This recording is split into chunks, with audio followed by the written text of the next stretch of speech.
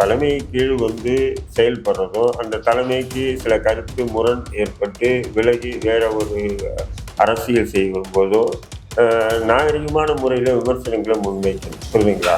ஏதோ விலகிட்டோம், அவரை கொச்சைப்படுத்தணும், அவரை பொதுவெளியில் அசிங்கப்படுத்தணும்னு சொல்லி நிறைய பேர் இதை செய்கிறாங்க. அது தவிர்க்கணும். அதை காரியமாக ஒரு தெளிவான அரசியல்வாதி மாரி தான் நான் பார்க்குறேன். அதே நேரத்தில் நம்ம அடையாளப்படுத்தப்பட்டது நாம் தமிழ் கட்சி தான், சீமான் தான் அப்படின்றது அவங்க உள்ளூர் உணர்றாங்கல்ல, அதுவே ஒரு சிறந்த ஒரு செயல்பாடாக தான் நான் பார்க்குறேன் அவங்களுடைய. நான் இன்னைக்கு ஒரு ஆளுமையாக என்னை பார்க்குறீங்கன்னா அது காரணம் சீமான் தான் அப்படின்னு சொல்லி பல இடங்கள் அவங்க பேசிட்டு தான் வராங்க. அதுதான் ஒரு அரசியல் நாகரிகம். மற்றபடி பார்த்தீங்கன்னா ஆரோக்கியமான ஒரு உலகளோ ஆரோக்கியமாக போய் இன்னொரு கட்சியில் சேர்ந்துட்டு அந்த கட்சிக்கு பாடுபடுறதோ எந்த விதமான முரணும் ஏற்படாது. காரியங்களில் பார்த்தீங்கன்னா அந்த விஷயத்தில் தெளிவாக இருக்காங்க. ஆரம்பத்துலேருந்து அவங்க பெரிய அளவுக்கு சீமான் மீது விமர்சனங்களை இதுல எதுவுமே வைக்கல, வாயை திறக்கல. இப்போ சிவசங்கரன் மாதிரி நல்ல ஒரு நாம் தமிழர் கட்சியில் ஒரு முன்னோடி, ஒரு இரண்டாம் கட்ட நிலையில் ஒரு நல்ல ஒரு நபராக இருந்தார். ஏதோ சில பல கருத்து முரண்பாடு, அதுக்குன்னு விலகி இல்லை, அவர் ஒதுங்கி இருந்தார் கொஞ்ச நாள். இப்போ மறுபடியும் அவர் இணையராக இருந்தது. அவர் ஏற்கனவே பார்த்தீங்கன்னா ஒரு நாம் தமிழ் கட்சின்னு தான் சொல்லிட்டு இருக்கார். அவர் எப்பவுமே நாம் தமிழ் கட்சி இல்லை, சீமான விமர்சனம் பண்ணுறதுல நாம் தமிழ் கட்சி விமர்சனம் பண்ண என்றைக்கும் அவர் பல விதத்தில் பல விதமான கட்சிகள் அணுகும்போது கூட அவர் அந்த விஷயத்துக்குள்ளே போக வெளியே வந்துட்டார். இன்னைக்கு இருக்கக்கூடிய நிலையில் பார்த்தீங்கன்னு சொன்னால் இந்த தமிழ்நாட்டில் ஒரு காலம் இருந்தது, நம்ம எல்லாம் சின்ன வயசுல இருக்கும்போது இதே தமிழ் தேசிய கருத்துக்களை அரங்கங்களையும் வீடுகள்லையும் முற்றுச்சவத்திலையும் மூத்திர சந்தில் நின்று பேச வேண்டிய சூழ்நிலை இருக்குது. இன்னைக்கு பொது தளத்தில் பேசக்கூடிய ஒரு நிலை உருவாகிச்சுன்னா அது சீமானால் மட்டும் அது மறுக்க முடியாது. எத்தனையோ தலைவர்கள் இருக்கலாம், தமிழ் தேசியத்துக்காக தமிழ்நாட்டினுடைய உரிமைக்காக போராடிய எத்தனையோ தலைவர்கள் இருக்கலாம். நாம் தமிழர் கட்சி சீமான் வந்த பிறகு பொது தளத்தில் ஒரு விவாத பொருளாச்சு தமிழ் தேசியம் இருக்கா இல்லைங்களா? இன்னைக்கு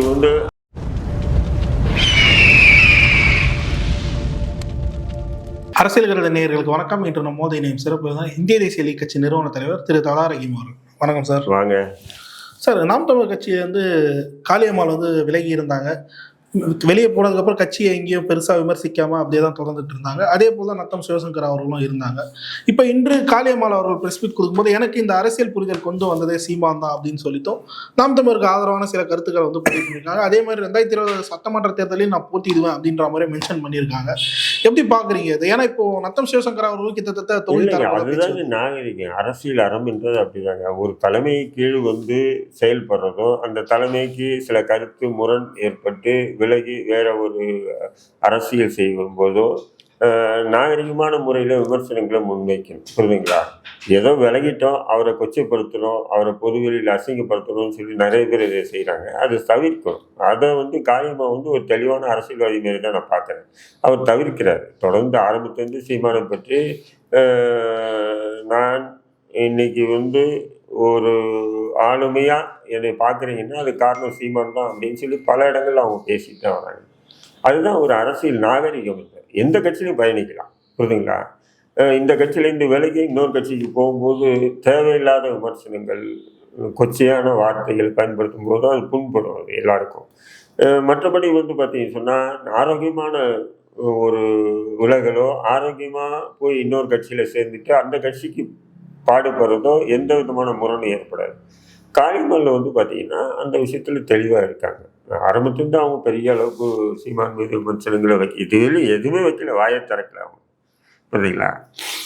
அதே நேரத்தில் நம்ம அடையாளப்படுத்தப்பட்டது நாம் தமிழ் கட்சி தான், சீமான் தான் அப்படின்றது அவங்க உள்ளூர் உணர்றாங்கல்ல, அதுவே ஒரு சிறந்த ஒரு செயல்பாடாக தான் நான் பார்க்குறேன் அவங்களுடைய.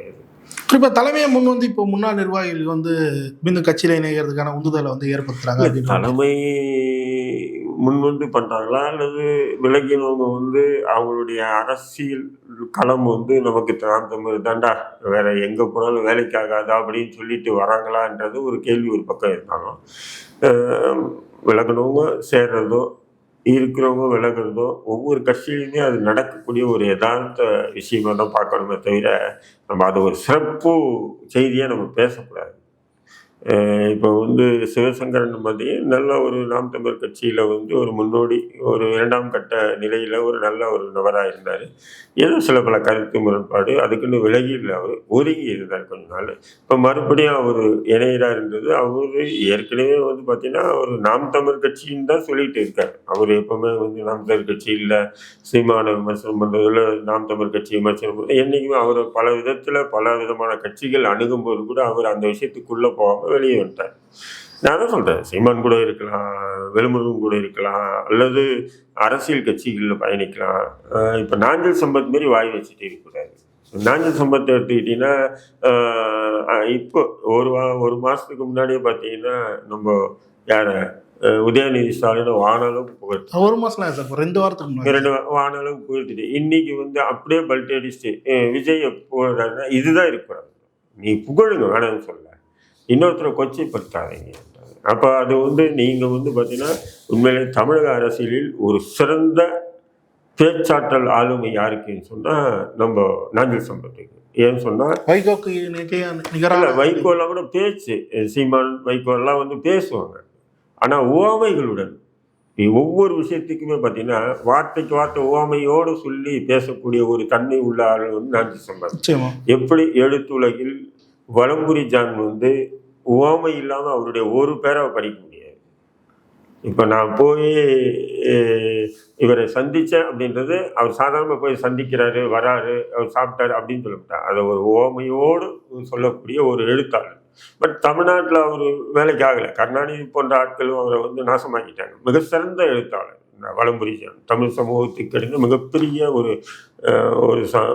எப்படி அவரால் முடியுதுன்றது தெரியல என்னால். நான் அவருடைய புத்தகங்களை நிறைய படிப்பேன். ஆச்சரியம் எல்லாத்துக்கும் உவமைகள் இல்லாமல் அவருடைய விஷயமே சொல்ல மாட்டார்.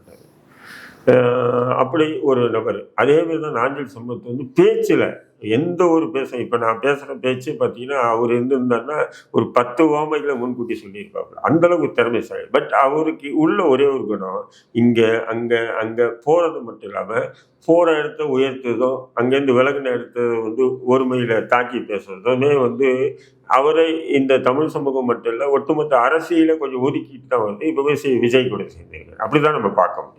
புரியுதுங்களா? அப்போ அந்த போன்றது பண்ணாமல், இப்போ அது காளியம்மாளாக இருக்கட்டும், சிவசங்கரனாக இருக்கட்டும், தம்பி எல்லாருமே பார்த்தீங்கன்னா ஒரு நாகரிகமான அரசியலை முன்னெடுத்து தான் போகிறாங்க. நம்ம அப்படி விமர்சனம் பண்ணுறது பெரிய விஷயம் இல்லை. குறைகளை சுட்டி காட்டலாம்.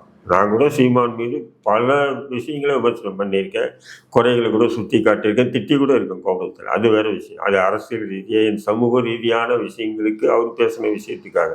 அதே நேரத்தில் அது நம்ம அந்த ஒரு கரம் வச்சுக்கிட்டு அவரை காலி இன்னைக்கு இருக்கக்கூடிய நிலையில் வந்து பார்த்தீங்கன்னு சொன்னால் இந்த தமிழ்நாட்டில் ஒரு காலம் இருந்தது, நம்ம எல்லாம் சின்ன வயசுல இருக்கும்போது இதே தமிழ் தேசிய கருத்துக்களை அரங்கங்களையும் வீடுகள்லையும் முற்றுச்சேர்த்திலையும் மூத்திர சந்தில் நின்று பேச வேண்டிய சூழ்நிலை இருந்தது. இன்னைக்கு பொது தளத்தில் பேசக்கூடிய ஒரு நிலை உருவாகிருக்குன்னா அது சீமானால மட்டும்தான். அது மறுக்க முடியாது. எத்தனையோ தலைவர்கள் இருக்கலாம், தமிழ் தேசியத்துக்காக தமிழ்நாட்டினுடைய உரிமைக்காக போராடிய எத்தனையோ தலைவர்கள் இருக்கலாம். ஆனால் நாம் தமிழர் கட்சி சீமான் வந்த பிறகு பொது தளத்தில் ஒரு விவாத பொருளாச்சு தமிழ் தேசியம் இருக்கா இல்லைங்களா?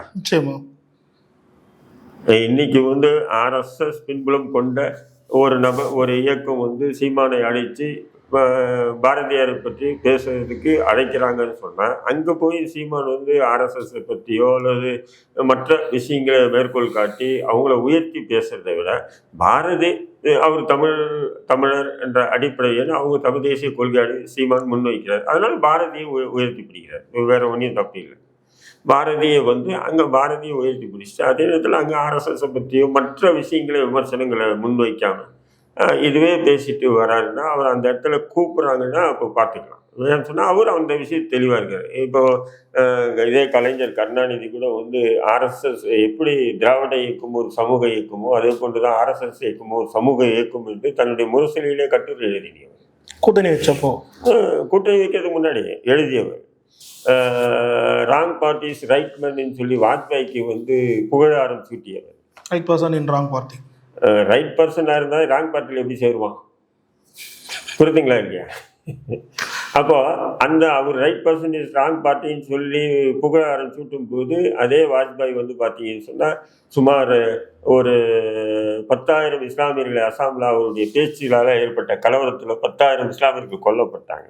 அப்போது குஜராத்தில் வந்து படுகொலை செய்யப்படும் போது திமுக கூட்டணி கட்சியாக இருந்தது. கேட்டால் நாங்கள் குறைந்தபட்ச செயல் திட்டத்தை வச்சு தான் நாங்கள் ஆதரவு தெரிவித்தேன். அந்த குறைந்தபட்ச செயல் திட்டத்தில் இது போல் ஒரு சமூகத்துக்கு எதிராக வன்முறை கலவரம் மூலியமாக கொல்லப்படுறாங்கன்னா அவங்களெல்லாம் வந்து கொல்லுங்கன்னு சொல்லிட்டு அந்த குறைந்தபட்ச செயல் திட்டத்தில் இருந்ததா அப்படின்ற கேள்வி எழுப்புனா பதில் இல்லை அவங்ககிட்ட. புரியுதுங்களா? அப்போது இப்போ இந்த சீமான் இப்போ இந்த பாரதியார் நிகழ்ச்சியில் போய் கலந்துட்டு பார்த்தீங்கன்னா எனக்கே பார்த்தீங்கன்னா ஒரு 25 பேர் அமைச்சிருப்பான். பாருங்க, சீமான் சங்கின்றது நிறுவனமாச்சா, சீமான் சங்கின்றது நிறுவனமாச்சா, சீமான் சங்கின்றது பாரதியாரை பற்றி ஒருத்தர் கூப்பிட்றாங்க, போறாரு, போகாமல் இருக்கும். ஏன் போனீங்கன்னு நான் சீமானை கேட்க முடியுமா? பாரதியார் தமிழர், அவர் பிராமணராக இருந்தாலும் அவர் தமிழர். ஏன்னா தமிழ் தேசியத்தை முன் வச்சுதான் சீமான் அரசியல் பண்றாரு. திராவிடம் தான் தமிழ் தேசியத்துக்கு நேர் எதிரின்னு சொல்லி பேசிட்டு வர்றாரு. அப்போ அவர் அங்கே போய் திராவிடத்தை தாழ்த்துறாரு, தமிழ் தேசியத்தை உயர்த்துறாரு. அந்த அடிப்படையில் பெரியார் இவர் பாரதியார் வந்து தமிழ் தேசிய சித்தாந்தவாதி அப்படின்ற அவருடைய கூற்று, என்னுடைய கூற்று இல்லை. அது நம்ம ஒன்றும் பண்ண முடியாது. அப்போ இந்த விஷயங்களெல்லாம் நம்ம பார்த்து தான் ஆர்எஸ்எஸ் பிஜேபி அணுகணும்னு சொன்னால் திமுக ஆர்எஸ்எஸ்க்கு இதுவரையிலும் கப்பம் கட்டிட்டு இருக்கு மாதம் மாதம். அதை பற்றி எவனும் பேச மாட்டேன்றான். பிஜேபி கிட்ட எந்த அளவுக்கு அண்டர் கிரவுண்டில் வந்து டீலிங் வச்சுருக்காங்க, அந்த விஷயத்தை பொது விவாதங்களை கொண்டு வரது. இடி ரைடு வந்தால் முதல் ஆளாக வந்து டெல்லிக்கு பறக்குறாங்க. டெல்லிக்கு போனோன்னா இடி காணாமல் போயிட்டுதான் இல்லையா? நிச்சயமா. அப்போ இன்னைக்கு வந்து பொது பாருங்க, ஆர்எஸ்எஸ் சீமான் போய் சேர்ந்துட்டார், ஆர்எஸ்எஸ் சங்கி ஆயிட்டார். என்ன பண்ணுறது? குறிப்பாக சார் அதில் அவர் சொன்ன ஒரு விதயம் வந்து இது மாதிரி பிராமணர்களை எதிர்த்து வந்து திராவிடம் சொல்லிட்டு ஒன்று உருவாக்குனாங்க. ஆனால் வந்து பிராமணன்ற கதபாரியை வைத்து நான் திராவிடத்தை ஒழிப்பேன் அப்படின்ற ஒரு விஷயத்த வந்து சீமான் முன் வச்சிருக்காரு. எதை மீன் பண்ணி சொல்கிறாரு? இல்லை, அதுக்கு நான் என்னால் கருத்து சொல்ல முடியல. ஏன் சொன்னால் பிராமணர்களை வச்சு திராவிடத்தில் வைக்க முடியாது. ஏன் சார்? வேறு எது யூஸ் ஆகும் நினைக்கிறேன்? தமிழ் தேசியத்தை வச்சே வீழ்த்தலாம். தமிழ் தேசியத்தை வச்சு வீழ்த்தலாம். திராவிடம் என்ற ஆயத்தை இவர் வச்சாரு. அது வந்து எரியிற கொல்லி மாரி மாறு, பார்க்கறதுக்கு அழகாக இருக்கும். எடுத்து வச்சுட்டா நம்ம எரிஞ்சிடுவோம். பார்ப்பனியம் என்பது ஒரு கொல்லி மாரி. அது கொல்லி எடுத்து சொருகி முதுகில் வச்சுக்க முடியுமா? நம்ம எப்படி சார் வெந்து போயிடாது? வெந்து போயிடுமே. அப்போது அதை பயன்படுத்தணும்னா பயன்படுத்திட்டு போயிட்டே இருக்கணும். அதை நான் வச்சுக்கவே கூடவேன்னு சொன்னால் நிச்சயம் ஆபத்தில் போய் முடியாது. அது அவர் எந்த அடிப்படையில் அப்படி சொல்கிறாருன்றது நம்ம அவர்கிட்ட தான் கருத்து கேட்கணும். குறிப்பாக இவ்வளோ கொஞ்ச நாட்களுக்கு முன்னாடி வந்து திமுகவோட பி டீம் சொல்லி விமர்சனம் பண்ணியிருந்தவங்களாம் இப்போ அப்படியே திருப்பிடுறாங்க. ஆர்எஸ்எஸ்ஸின் பி டீம், பாஜகவின் பி டீம் அப்படின்ற மாதிரி சொல்கிறாங்க. நாம் தமிழ் கட்சி தொடர்ச்சியாக பி டீம்ன்ற ஒரு கட்டமைப்புக்குள்ளே கொண்டு வரணும்னு நினைக்கிறாங்க. இதை எப்படி பார்க்குறீங்க? அப்போ சீமான் வந்து இன்னைக்கு பேசு பொருளாக இருக்கார். அவர் எது பேசினாலும் பெரிய விவாதம் ஆகுது. நீ தமிழ்நாட்டில் மிகப்பெரிய சினிமா பின்புலமோ அரசியல் பின்புலமோ இன்றி ஒரு தமிழ் தேசிய சித்தாந்த பின்புலத்தோடு இன்னைக்கு அரசியல் களம் காண்ற சீமானுடைய விஷயங்கள் எது பேசினாலும் விவாதமாகும், விவாதமாக்கப்படுகிறது. அப்போது என்ன அர்த்தம் நீங்களே புரிஞ்சுங்க. அவரு தமிழ் தேசியத்தை முன் வச்சு போகிறாரு. அதுக்கு ஆதரவான நிலையில் உள்ள எந்த நிகழ்ச்சியும் நம்ம கலந்துக்கலாம் அப்படின்றது தான் சீமானுடைய கொள்கையாக. புரியுதுங்களா? அதில் வந்து நம்ம வந்து இது எப்படி அது எப்படின்னு சொல்லிட்டு நம்ம பார்த்துட்டு இருந்தோம்னு சொன்னால் எல்லாருக்கிட்டையும் எல்லா விஷயத்தையும் எதிர்பார்க்க முடியாது. திராவிட இயக்கங்கள்கிட்டயே நம்ம எதிர்பார்க்க முடியல. இருக்கா இல்லைங்களா? நிச்சயமா ஃபுல்லாக யாருக்கையுமே எதிர்பார்க்க முடியாது. இந்துத்துவாவை மத தீவிரவாதம் என்றான், இஸ்லாமியர்களையும் மத தீவிரவாதம் என்றான். யார்? திகாக்காரன். இப்போ நம்ம அதை பற்றி என்ன சொல்ல முடியும்? இதே நான் நேசத்துக்குரிய என் அன்புக்குரிய அண்ணன் கொளத்தூர் மணி கூட இப்போ சமீபத்தில் ஒரு வீடியோ பேசுகிறாரு. குரானில் வந்து காபிர்களை கண்டவுடன் வெட்டுங்கன்னு சொல்லியிருக்கு அப்படின்னு. அந்த குரான் வசனம் இருக்குது வெட்டுங்கள் அப்படின்னு. ஆனால் அது மணியண்ணன் சொல்கிற மாதிரி அர்த்தம் இல்லை. அது ஒரு அரசு பகுதி. அப்போ அந்த பகுதியில் வந்து அன்னைக்கு அவங்க தான் இருந்தாங்க. அவங்க வந்து இவங்களை தாக்க வராங்க, அவங்கள வெட்டுங்கன்னு சொல்கிறது தான். இன்னைக்கு வெட்டுங்கன்னு சொன்னால் இன்னைக்கு எல்லாரும் கட்டி தூக்கிட்டு வரம் பொருளை வெட்டணுமா இல்லையா? புரியுதுங்களா இல்லையா?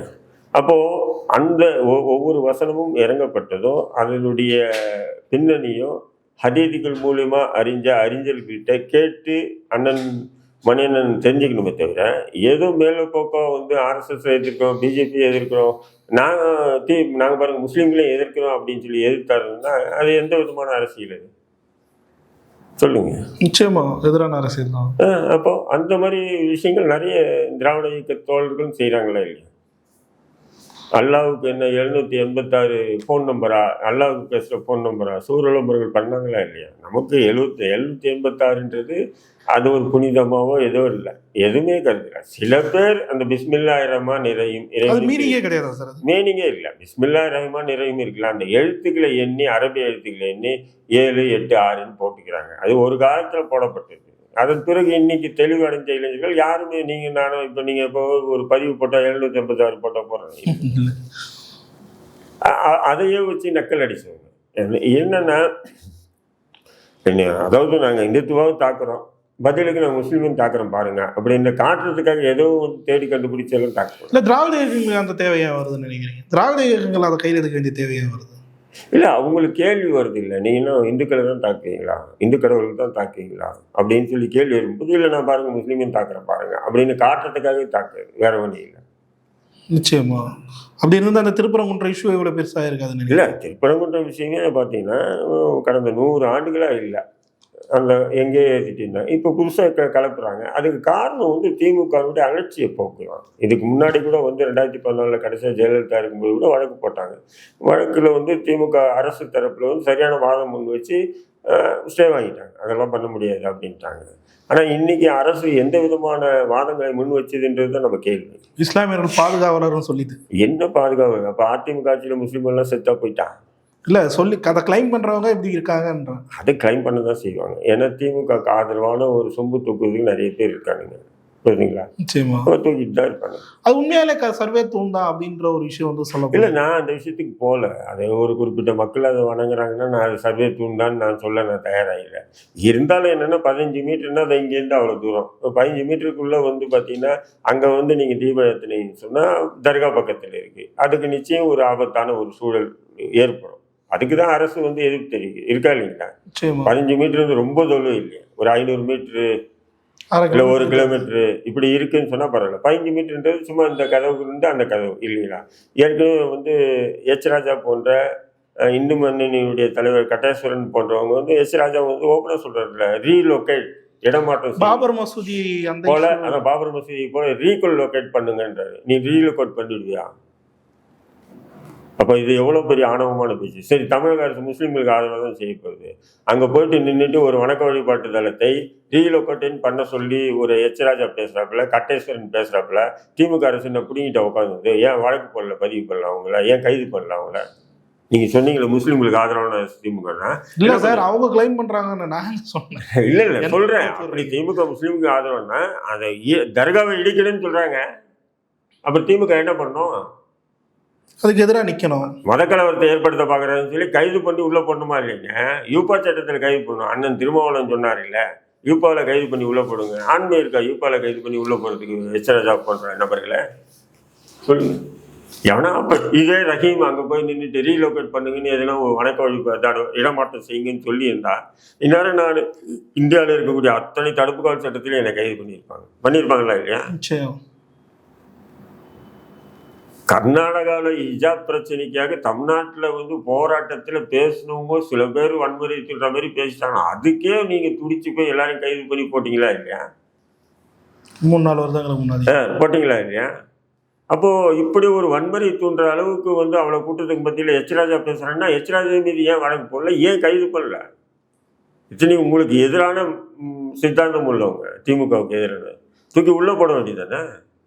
அப்போ உள்ளே போடுற அளவுக்கு எச் ராஜாத்தை கைது பண்ணி உள்ளே போடுற அளவுக்கு உங்களுக்கு ஆண்மையற்ற அரசாக தான் திமுக நடக்குது. நிச்சயமா சார். இது வந்து இந்த எஸ்ஏஆர் விவகாரத்தில் நம்ம முன்கூட்டியே வந்து பேசியிருந்தோம், என்னென்ன இஷ்யூக்கள்லாம் வந்து வரும்னு சொல்லிட்டு.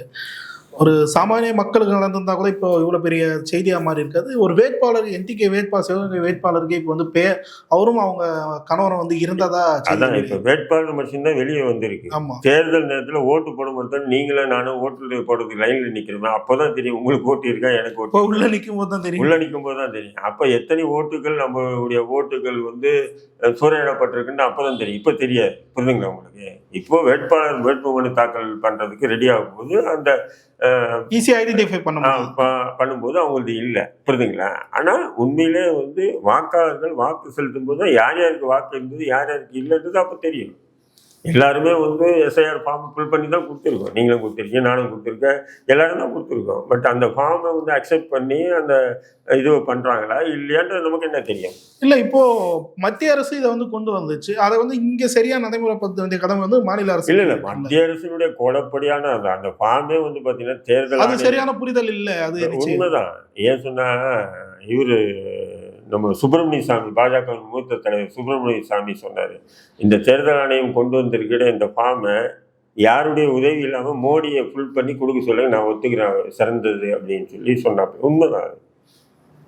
ஏங்க நானே பல விவாதங்களில் பேசுகிறேன், பல அறிக்கைகளை விடுறேன், எல்லாமே பண்ணுறேன். என்னாலே அவன் கேட்ட கேள்விக்கு ஒன்னாலும் பதில் சொல்ல முடியாமல் அங்கே போய் உட்காந்துக்கிட்டு நான் இந்த பிஎல்ஓ கிட்ட உட்காந்து நீங்கள் ஏதோ படிப்பறிவு இல்லாத மாதிரி வேற படிப்பறிவு அவனுக்கு எழுத கூட சரியா தெரியல. அந்த பிஎல்ஓக்களுக்கு எழுத கூட சரியா தெரியல.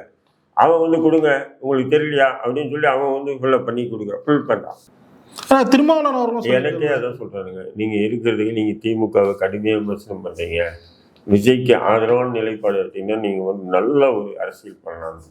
எனக்கு அப்படிப்பட்ட அரசியலே வரேன்டா, நான் வீட்டில் போய் உட்காந்து என் பொண்டாட்டிக்கு நல்ல புருஷனாகவும் என் பிள்ளைகளுக்கு நல்ல அப்பனாகவும் இருக்கேன்டா, இந்த மாதிரி நாதாரி அரசியலே வேண்டான்றான். ஏன் சார் நீங்கள் ஒரு சஃபஸ்டிகேட்டடாக வாழலாம்? இல்லை அதான் சொல்கிறேன், அதை போட்டு அரசியலே வேண்டாம். நான் என்ன சொல்கிறேன், ஒரு சமூகத்துக்கு எதிராக தீவிரவாதியாக பயங்கரவாதியாக சித்தரித்து ஒரு திரைப்படம் எடுத்திருக்கான். எப்படி தான் இவனுக்கு முஸ்லீம் போர்வையில் போய் விஜய்க்கு வேலை பண்ணுறானுங்கன்னு எனக்கு புரியல. ஒரு குறைஞ்சபட்சம் வந்து பொது தளத்தில் இது போன்ற திரைப்படங்களை எடுத்தால் அது ஒரு கற்பனை கதாபாத்திரம் தான், அது இஸ்லாமியர்கள் மனம் வேதனைப்படுத்திருந்தா அதுக்காக வருந்துறன்ற ஒரு வார்த்தை கூட என்ன வெளியில்லை விஜய்.